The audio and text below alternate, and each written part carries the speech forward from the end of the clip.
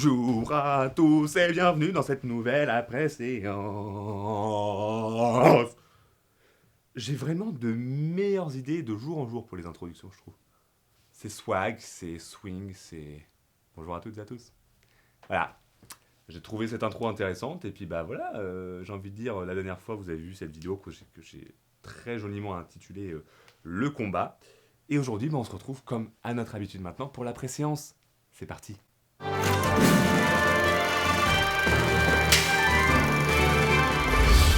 Eh bien voilà, on va pouvoir y aller, donc je vais pouvoir enfin vous expliquer le pourquoi du comment.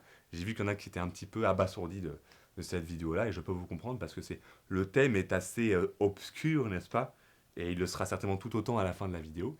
Puisqu'en fait, cette vidéo-là, donc appelée Le Combat, hein, qui est une sorte de petit court-métrage bizarre, particulier, a été fait donc dans le cadre d'un TP, toujours, comme très souvent, donc TP noté, d'audiovisuel, où en fait on avait comme consigne de créer une fiction, un court métrage de quelques minutes, il n'y avait pas de durée à proprement parler, mais de quelques minutes, sur un thème libre qu'on voulait, à seul, avec ouais, comme seule directive d'avoir au moins une dizaine de plans différents. En gros, c'était la seule véritable consigne, c'est d'avoir une dizaine de plans différents sur la vidéo. On pouvait mettre les musiques qu'on voulait, on pouvait mettre à peu près ce qu'on voulait au final. Après, c'était juste ça, quelques minutes, une dizaine de plans, et voilà, et avec un petit montage, et voilà. Donc, on était, pour ce truc-là, on était combien? On était 6. On était 6, ouais, 6 de mon groupe de TP, justement. Et on s'est posé, on était là, et puis on s'est dit, bon, bah, on fait quoi? Et au début, on n'avait pas d'inspiration. Même moi, qui, on va dire, en temps normal, j'arrive à peu près à avoir des idées, de l'inspiration de ça, là, j'étais un peu. Non, je savais pas trop. J'étais là, je réfléchissais, mais je n'avais pas spécialement d'idée. Mes collègues non plus. Puis au bout d'un moment, il y en a un, il parle de. Je sais plus trop pourquoi. Il parle de. Une confrontation. Non, je sais plus comment c'est parti. Comme une confrontation ou un duel, une histoire de duel un petit peu. Et au début, c'était un peu flou. C'était un peu flou, on savait pas trop où aller, mais on s'est dit, ouais, comme en fait tout le monde n'était pas chaud pour tourner d'une part, et puis que de toute façon, il fallait qu'il y ait au moins quelqu'un à la caméra, quelqu'un en son, pour pas dire quelqu'un qui sont un peu à gérer les lumières et tout ça, on pouvait pas mettre tout le monde en acteur, enfin difficilement en tout cas. Donc on pouvait pas avoir plus de deux trois acteurs à l'image, figurants ou acteurs, peu importe. Mais donc déjà ça nous a un petit peu dirigé sur le style de vidéo qu'on pouvait faire.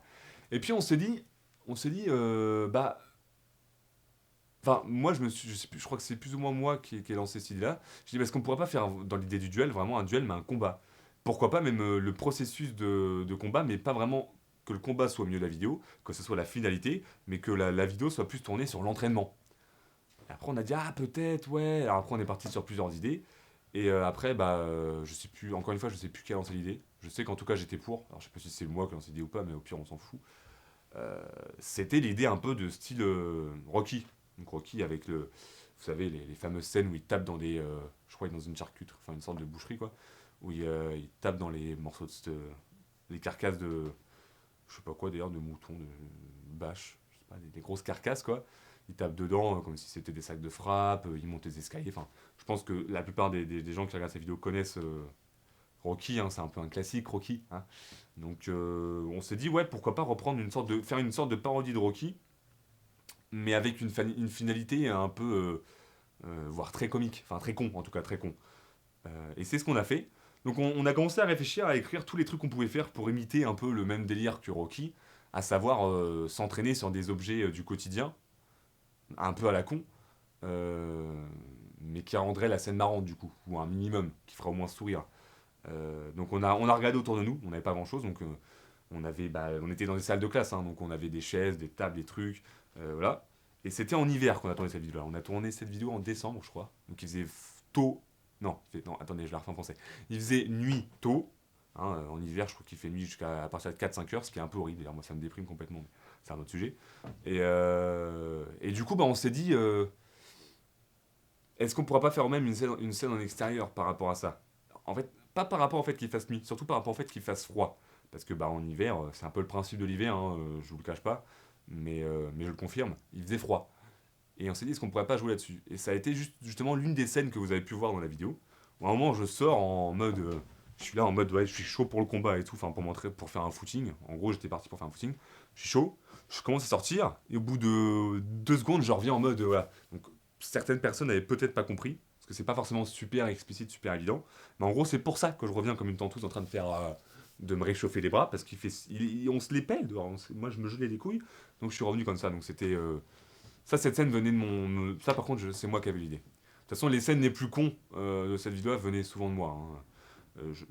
Attention, hein, je dis pas que mes collègues sont intelligents ou qu'ils sont super futés, hein. Je pense qu'on est tous un peu cons à notre manière. Mais oui, globalement, les idées les plus cons du court métrage, et encore, ils ont pas tout gardé. Il y en a certaines où ils ont dit, ouais, t'es trop con. Je fais, ouais, c'est vrai, c'est vrai. Mais dans l'ensemble, ça venait plus ou moins de ce qui me sert de cerveau, en tout cas. Et j'étais content de cette scène. Et je la trouve con. Donc à partir du moment où elle est con, ça me plaît forcément. Et je voulais même faire un truc, aller un peu plus loin en allant dehors. Je sais plus trop quelle idée j'avais de base. Mais je voulais pousser le truc plus loin et bon, bah on l'a pas fait. Et donc après, bah, on a continué à réfléchir sur toutes les petites scènes qu'on pouvait faire. Et on a aussi voulu faire une sorte d'évolution, comme ça le fait un peu dans Rocky. On le voit moins dans Rocky, mais enfin de mémoire. Mais vraiment avoir une évolution où au début je suis une merde, et à la fin je commence à être un PGM. Donc au début, à peine je fais des pompes, je suis crevé. À peine je monte les escaliers, je suis crevé. Et plus on évolue dans la vidéo, plus je commence à faire ça facilement. C'est l'idée qu'on retrouve aussi avec les chaises. À un moment, je fais comme si j'avais des haltères avec des chaises. Et en mode, c'était super dur. Et vers la fin de la vidéo, je fais ça avec des tables. Sachant que les tables, j'ai pas la moindre idée de combien elles pesaient, mais elles pèsent en tout cas. Elles pèsent. En tout cas, c'est pas le même poids qu'une chaise. Ça, c'est sûr. Voilà. Et allez, après toutes ces scènes que vous avez vues, tout le monde a eu un peu l'idée, chacun son tour. Le développé couché avec le porte-manteau. Alors, je sais pas si tout le monde a vu que c'était un porte-manteau. Moi, ça me paraît logique, mais nous, évidemment, on est en plein dedans, donc on le voit directement. Donc, mais en tout cas, si vous vous posez la question, oui, l'espèce de truc que je soulève, c'est bien un porte-manteau. Qu'est-ce qu'il y a d'autre comme scène? Et ouais, non, c'est à peu près tout. Et il y a eu des petites scènes marrantes à faire là-dedans. C'est-à-dire qu'en fait, on avait 3 heures. Ce qui est pas énorme, on a eu 3 heures pour créer le principe de la vidéo, enfin le brainstorming, tout ça. À partir du moment où. Non, même pas 3 heures, parce que le temps qui nous annonce le thème, ça a pris un bon quart d'heure, 20 minutes. Donc on avait, allez, le temps de ranger le matériel à la fin. On a eu 2 heures et demie pour faire tout ce que vous avez pu voir. Donc de la conception de la vidéo à sa réalisation. La seule chose qu'on a pu faire à part, c'est le montage. Et je crois me rappeler que le temps qu'on se mette d'accord sur le thème, qu'on se mette d'accord sur chaque scène, les petits bouts de scène, qu'on se mette d'accord sur les endroits où on allait les faire, c'était pas certain. On avait dû commencer le tournage c'était de 16h à 19h le TP. On avait dû commencer véritablement commencer le tournage. Je crois pas dire de conneries si je dis qu'on a commencé vers 17h. Et encore, je pense même que c'était. Non, ça devait être dans ces eaux-là. Donc il nous restait en gros 1 heure pour tourner toutes les scènes. Alors encore une fois, ça paraît pas comme ça, on se dit bah 1 heure pour tourner. La vidéo dure à peine 3 minutes, je crois. C'est pas grand chose. Oui, tout à fait. Sauf que le matos à transporter, il y a des trépieds, il y a des projos, il y a le caméra, enfin comment dire, pas le caméra, le micro-perche. Enfin, il y a un tas de choses à transporter, à installer, à brancher à chaque fois qu'on changeait de salle. Et ça, c'est très très long. De toute façon, c'est ce qu'il y a de plus long. La scène en elle-même, à partir du moment où on la recommence pas 10 000 fois, la scène n'est pas très longue à faire. On est là, on fait, je fais mes conneries, je fais mon truc, hop, on arrête, on change. Sauf que le temps d'installer la caméra, de régler, bon, je vais pas utiliser plein de termes techniques, mais de régler le diaphragme, le ceci, le cela, automatiquement, c'est assez particulier, quoi. D'ailleurs, je vous avais dit que je montrerai euh, un jour, enfin voilà, je vous avais dit que je finirais par vous montrer avec quel genre de matos on travaille. Et bah je vous montre à l'écran avec c'est d'ailleurs la caméra avec laquelle je suis en train de tourner. Je suis en train de me tourner ce qui me sert de visage et de corps. Et donc voilà votre écran, la caméra avec laquelle je tourne. Et on tourne la plupart de nos vidéos. Bon, c'est pas forcément celle-là avec laquelle on a fait le combat, d'ailleurs je crois que c'était pas le cas, mais quasiment toutes les caméras qu'on a là-bas sont équivalentes. C'est les marques qui changent, c'est plus ou moins la tronche de la caméra qui change, mais en termes de taille elles sont quasiment toutes encombrantes. Enfin voilà, c'est le même genre de délire. Donc vous pouvez constater que c'est des caméras qui sont assez grosses. Hein. On va pas trop se mentir, je pense, ce serait regrettable. Et voilà, qui dit grosse caméra dit. Et je vous avais parlé l'autre fois du nombre de boutons qu'il y a dessus. Hein. Vous pouvez constater qu'en effet, il y a pas mal de boutons. Et il y a un tas de choses à régler. Il y a ce qu'on appelle la balance des blancs pour régler un peu ce qu'on appelle la température de la luminosité en gros. Et puis l'étalonnage des couleurs. Il y a la balance des noirs qu'on fait pas forcément, mais auquel il faut penser. Il y a le diaphragme, la fermeture ou l'ouverture du diaphragme pour à la fois la profondeur de champ et la luminosité. Mais tout ça pour dire que ça fait un tas de choses à régler, sans parler du son. Parce que le son, en fonction si on utilise un micro perche, un micro cravate, un micro à la main, la sensibilité du micro n'est pas la même, la directivité, enfin la façon dont le son va être enregistré va pas être la même. Euh, Si on met le micro pas loin d'une source de luminosité, ou enfin un néon par exemple, il va y avoir pas un Larsen, mais des parasites, j'en passe et des meilleurs. Donc tout ça pour dire que les caméras qu'on utilise sont géniales, hein. Ça fait des bonnes images, c'est du matériel de pro quoi. Mais à côté de ça, bah, ça fait qu'il faut avoir une maîtrise. Et il y a un réglage au préalable qui est assez important en fait. C'est pas comme je l'avais dit pendant une autre après-séance, où en gros on est là avec notre petite caméra, on fait ah, si je te filme, paf, t'appuies sur enregistrer, tu rappuies, tu mets sur ton PC. Non, non, non, non, non, non, ce serait trop sympa si c'était ça, non. Du coup, bah, c'était marrant parce que Macumba, parce que ouais, mais non, en fait. Et donc voilà, donc tout ça pour dire qu'en tout cas, ouais, c'est surtout ça qui prend du temps. Donc quand je vous dis qu'on a 1 heure pour faire cette vidéo-là, vous vous dites, ouais, easy, mais non, pas vraiment, non.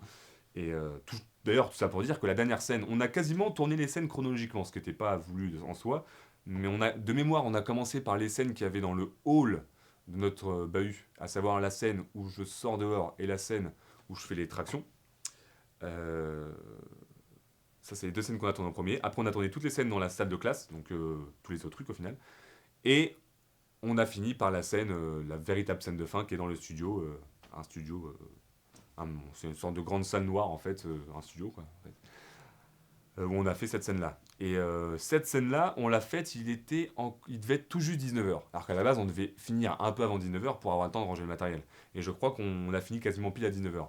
Donc on était un peu ric-rac quoi. Il y avait même le prof qui était là derrière nous et qui à la base, lui, il faisait ses bails dans son coin pendant qu'on faisait le tournage. Il venait nous voir une fois toutes les demi-heures ou de temps en temps pour voir si ça se passait bien, mais il restait pas forcément.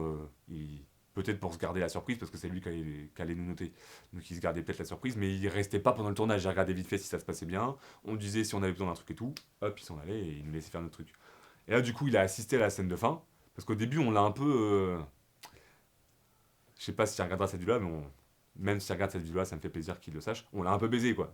Ça me fait plaisir qu'il le sache. Parce qu'en gros, on a fait style qu'on tournait une vidéo avec je crois, des martiens.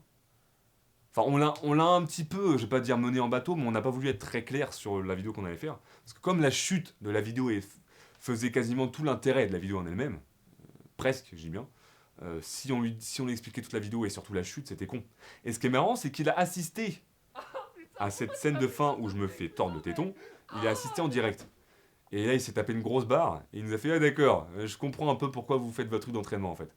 Donc ça a lui un peu spoilé la vidéo, puisque en gros, s'il s'est tapé des barres, c'est qu'il avait bien compris où on voulait en venir. Au moins, il trouvait ça marrant, donc tant mieux.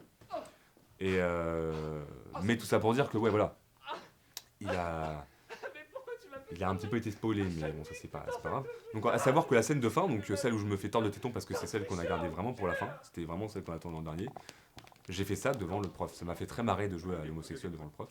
D'ailleurs, homosexuel, j'y reviens après, hein, ça vous expliquera aussi le bonus de fin de la vidéo. Et bien voilà, donc après, moi j'ai fait le montage chez moi, je lui ai envoyé, et puis bah. Ah mais c'est bon, quoi, c'est quoi, Et alors, à savoir, pour ceux que ça intéresserait peut-être, parce que la plupart des TP qu'on fait sont notés, on a eu 17 sur 20, et je crois que ça a été la meilleure note de tous les UT. Bon, je dis ça juste pour un petit peu me. Enfin voilà, faut savoir un petit peu se faire plaisir, hein, se caresser dans le sens du poil, et pas forcément que dans le sens du poil, hein, se caresser tout court, à la rigueur même. Mais voilà, on a eu en tout cas une bonne note, donc ça c'était cool.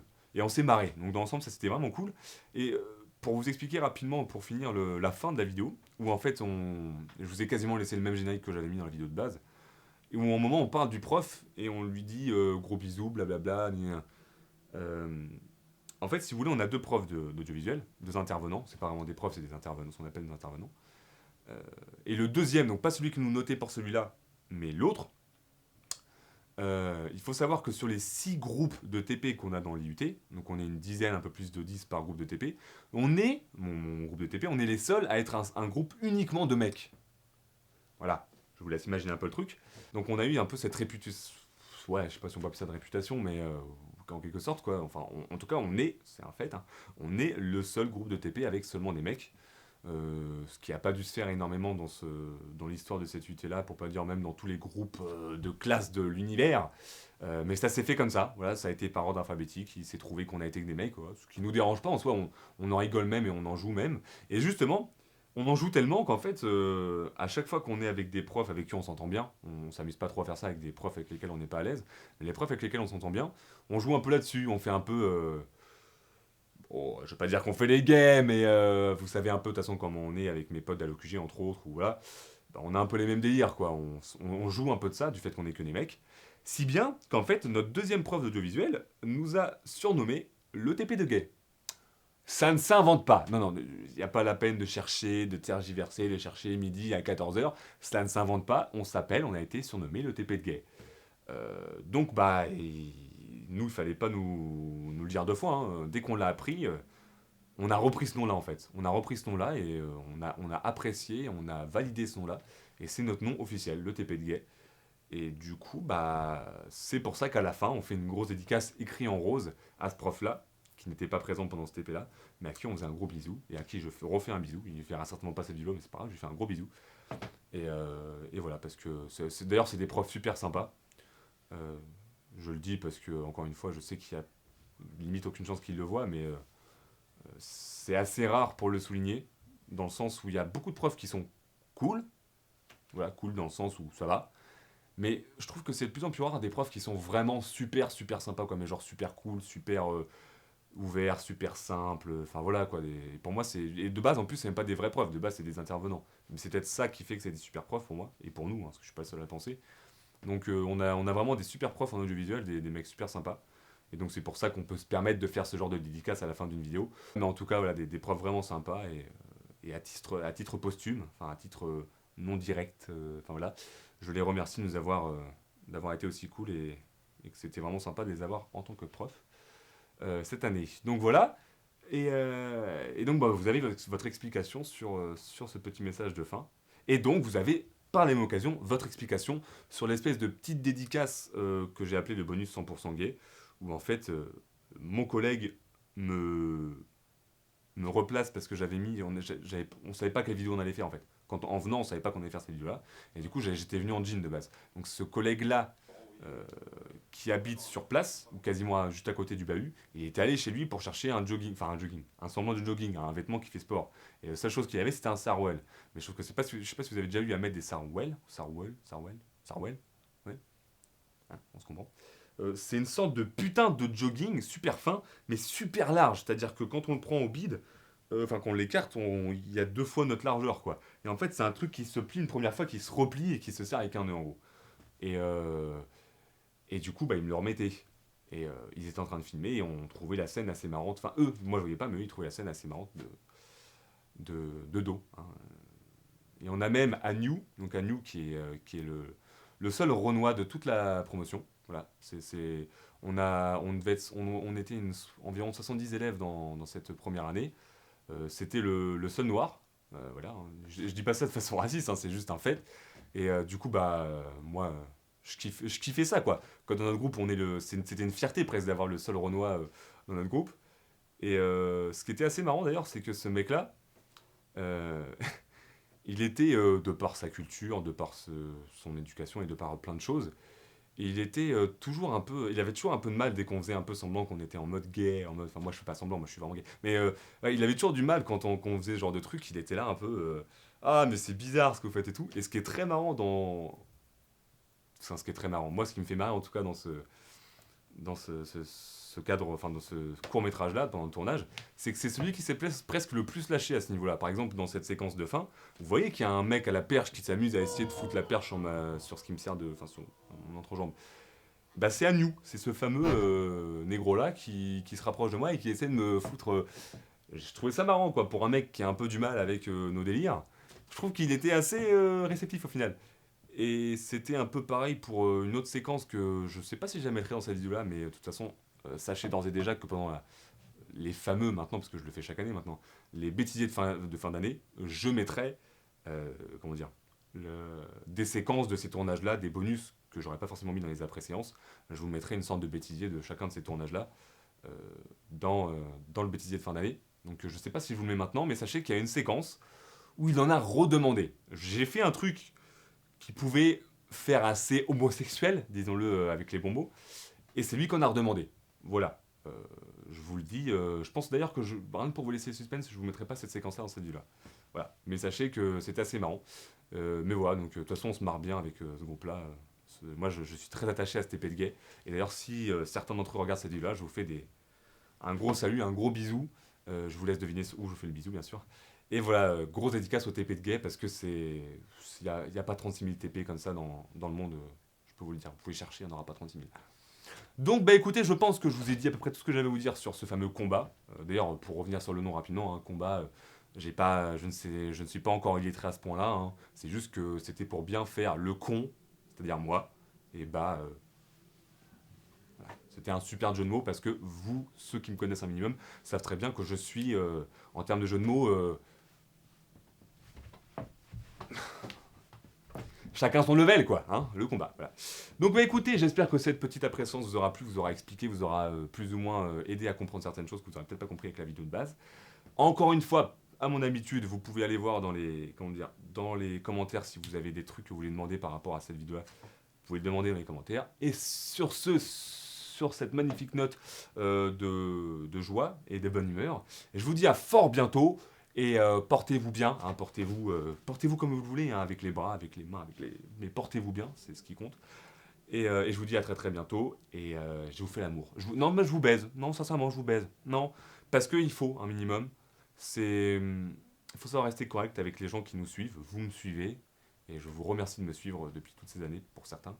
Donc je vous baise très tendrement et très chaleureusement, de façon langoureuse, tout du moins. Voilà. Allez, à bientôt. Et comme aussi mon habitude, je vous fais un bang à ma manière, c'est-à-dire notre chef de département, pardon.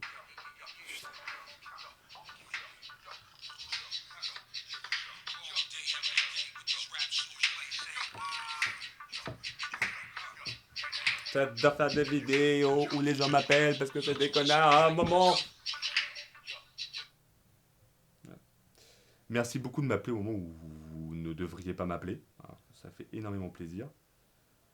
Surtout que d'habitude je suis jamais en sonnerie. Et forcément, là, il fallait que je sois en sonnerie. C'est génial. Allez,